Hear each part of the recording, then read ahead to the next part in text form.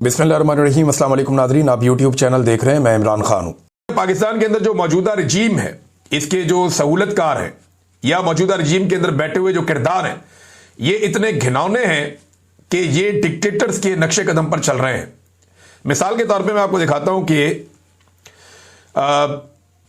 एक वजीर आला है, वो लेकर जाता है हाई कोर्ट का ऑर्डर, यानी इस्लामाबाद हाई कोर्ट का ऑर्डर उसके पास है कि जाओ जाकर जेल में मुलाकात कर लो। वो जाता है जेल में इमरान खान से मुलाकात करने के लिए, सुहेल अफरीदी, और उसे रोक लिया जाता है, मुलाकात नहीं करने दी जाती। वो वहां सड़क पे बैठ जाता है, उसके साथ और लोग भी बैठ जाते हैं। अब वहां पे 100-150 बंदा मौजूद है, वजीर आला सड़क पे बैठा हुआ है। ये 4.5 करोड़ लोगों का नुमाइंदा है और सड़क पे बैठा हुआ इसलिए कि भाई एस्टेब्लिशमेंट नहीं चाहती कि इसकी मुलाकात हो इमरान खान से, और अदालती ऑर्डर के तहत तो बिल्कुल नहीं। उसके बाद अदालती ऑर्डर है, अदालती अहकामात उसके बाद मौजूद हैं, और सुपरिटेंडेंट जेल जाके अदालत में क्या बताता है आज के दिन? वो जाकर जज को ये बताता है, जनाब हमारे तक तो ये पहुंचते ही नहीं है, जो हमारे तक पहुंचते हैं हम उनकी मुलाकात करवा देते हैं। कैसी डिटाई और बेशर्मी है भाई। बाहर कौन खड़ा हुआ? पुलिस खड़ी हुई है। पुलिस किसी को जाने देगी तो कोई दरवाजे तक पहुंचेगा ना। जेल के दरवाजे तक 4-4 नाके लगाए होते हैं, किसी को भी जेल के दरवाजे तक पहुंचने नहीं दिया जाता।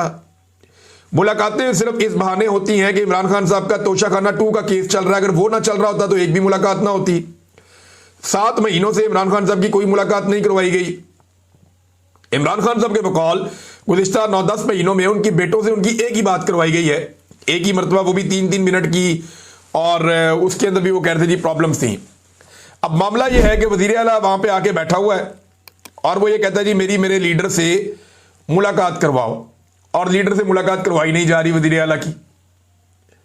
उसके बाद वो उठता और वापस चला जाता है, लेकिन उसने कुछ बातें कही हैं। देखें उसके बाद रास्ते कौन से रह गए। पहले तो वजीर आला को सुन लेना कि उसने क्या कहा। वो ये कहता है वजीर आला कि मेरी मुलाकात नहीं करवाई जाती तब तक मामला आगे नहीं बढ़ेगा। अगर अदालतें इसी तरह काम करती हैं तो फिर अवाम का अदलिया पर एतमाद कैसे बहाल रहेगा? जब तक इमरान खान से मुलाकात नहीं करवाई जाती मैं किसी मीटिंग में शिरकत नहीं करूंगा और ना ही काबीना तश्कील दूंगा। मैं धरना जारी रखूंगा और अगली बार सबको पता चलेगा कि असल धरना किसे कहते हैं। अगर अदालतें अवाम की आवाज नहीं सुन रही तो अब फैसला अवाम ही करेगी। लेकिन 2 रास्ते हैं अब सुहेल अफरीदी के पास इमरान खान से मुलाकात करने के लिए, क्योंकि एस्टेब्लिशमेंट ये चाहती है कि हमारे दरवाजे पे आओ, हम करवाते हैं मुलाकात। ये जज क्या बेचते हैं, जजों की क्या औकात है? जज अगर आपको फैसला लिखकर भी देंगे तो हम पुलिस के जरिए से आपकी मुलाकात रुकवा देंगे, और अगर पुलिस आपको रास्ता भी दे देगी तो हम जेल में आपकी मुलाकात होने नहीं देंगे। तो एस्टेब्लिशमेंट की यह ख्वाहिश है कि अगर मुलाकात करनी है जिसने भी, वो पहले हमारे पास आए, हमसे बात करे, फिर हम बताते हैं कि इमरान खान से जाकर क्या बात करनी है, फिर जाके मुलाकात कर लें, जैसे बहुत सारे लोग करते भी है ना मुलाकात। लेकिन यहां पे अब 2 रास्ते हैं सुहेल अफरीदी के पास। नंबर 1 रास्ता तो डील वाला रास्ता है कि अच्छा बच्चा बन जाए और एस्टेब्लिशमेंट के सामने सरेंडर कर दे। अब यही काम करने की वजह से जो है वो गंडापुर साहब की कुर्सी चली गई, वो अच्छा बच्चा बन गए थे। लिहाजा सुहेल अफरीदी के लिए यह रास्ता अडॉप्ट करना थोड़ा मुश्किल है। दूसरा रास्ता यह है कि एहतजाज और अवामी ताकत का रास्ता, कि जनाब अब कोई रास्ता बाकी नहीं है। अदालतें ऑर्डर देती हैं, उनके ऊपर अमल दरामद नहीं होता, ना पुलिस ऑर्डर को मानती है, ना जेल का जो अमला है वो ऑर्डर को मानता है। एस्टेब्लिशमेंट वैसे ही उसे जूते के नोक के ऊपर रखती है अदालत के ऑर्डर को। लिहाजा छोड़ो अदालत के ऑर्डर को, अपना अवामी ताकत या पुरअमन एहतजाज के जरिए से कोई रास्ता निकालते हैं और प्रेशर बढ़ा के मुलाकात करते हैं। तो दूसरा रास्ता तो अब सुहेल अफरीदी के पास ये है। अब देखना यह है कि उन 2 रास्तों में से वो कौन सा रास्ता चुनते हैं। एक और चीज नाजरीन, ये जो टिकटॉक और हुकूमत है ना, ये अपने दादा के नक्शे कदम पे चल रहे हैं। दादा मैंने कहा तो याद रखिए कि दादा जो थे, सियासी दादा, वो जनरल ज़ियाउल हक थे मरियम नवाज के। क्योंकि पीपल्स पार्टी भी ये कहती रही और बहुत सारे ये लोग कहते रहे हैं, बल्कि मियां साहब खुद इसको बड़े फख्र समझते हैं कि इनके जो रूहानी वालिद हैं वो जनरल ज़ियाउल हक हैं, और जनरल ज़ियाउल हक ने ही इनको वो सियासत सिखाई है जो ये अब तक करते चले आए हैं। अब इंटरेस्टिंग बात यह है कि ज़ियाउल हक ने एक पाबंदी लगाई थी, और वो पाबंदी ये थी कि कैदी जो है वो सियासत नहीं कर सकते या सियासत पे गुफ्तगू नहीं कर सकते। यानी जितने कैदी हैं ना, चाहे वो थाने के अंदर बंद हैं, जेल के अंदर बंद हैं, वो सियासी गुफ्तगू नहीं कर सकेंगे, उन्हें इजाजत नहीं है कि वो सियासी बातचीत कर सकें। ये ज़िया-उल हक ने एक पाबंदी लगाई हुई थी, क्योंकि ज़िया-उल हक अपने सियासी मुखालिफिन को डालता था जेल में, और उसने एक पाबंदी लगा दी कि जनाब जेल के अंदर जितने भी बंदे हैं वो सियासी गुफ्तगू नहीं कर सकते, ना लिख सकते हैं, ना बोल सकते हैं, ना कोई पैगाम दे सकते हैं। ये पाबंदी, सियासी बातचीत वो लोग नहीं कर सकते, ये पाबंदी ज़िया-उल हक ने लगाई थी।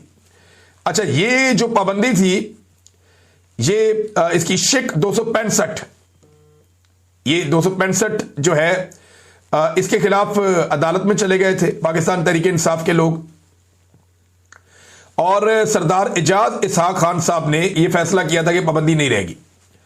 उन्होंने इजाजत दी थी कि कैदी सियासी बातचीत कर सकता है, पाकिस्तान में डेमोक्रेसी है, एक जमहूरी मुल्क है। ये क्या होगा, कैदी किताबें लिखते हैं, पूरी दुनिया के अंदर कैदी सियासत करते हैं, जेल के अंदर से लोग बहुत सारा कुछ करते हैं, लेकिन ये क्या हो गया कि सियासी गुफ्तगू नहीं कर सकता कैदी। तो एजाज इसहाक खान साहब ने यह फैसला दिया था कि यह पाबंदी नहीं लग सकती, लेकिन पंजाब हुकूमत ने दरखास्त दायर की ज़िया-उल हक के नक्शे कदम पे चलते हुए, और उसकी रूह को ताज़ा रखने के लिए और ज़िया-उल हक की जो सफाकियत है उसको जिंदा करने के लिए इन्होंने जनाब दरखास्त दे दी, अपील में चले गए, और अब एक बेंच बना और उसने जनाब वो फैसला मुअत्तल कर दिया। मैं आपको सिर्फ एक सुनवाता हूं कि नवाज शरीफ ज़िया-उल हक के बारे में क्या कहता था, जरा ये सुने आप। He set very good precedents in the politics of this country, which have had very healthy impact. And I like to pursue those policies. Decency in politics. I think he's the first one to introduce in this country. लो जी, ज़िया-उल हक पहला आदमी है जिसने सियासत के अंदर बड़ी मुस्बत चीजें लेकर आया, बड़ी डिसेंसी लेकर आया, बड़ा कमाल उसने ज़िया-उल हक ने काम किया। मैं चाहूंगा कि उसकी इन पॉलिसीज को जारी रखूं, ये नवाज शरीफ है।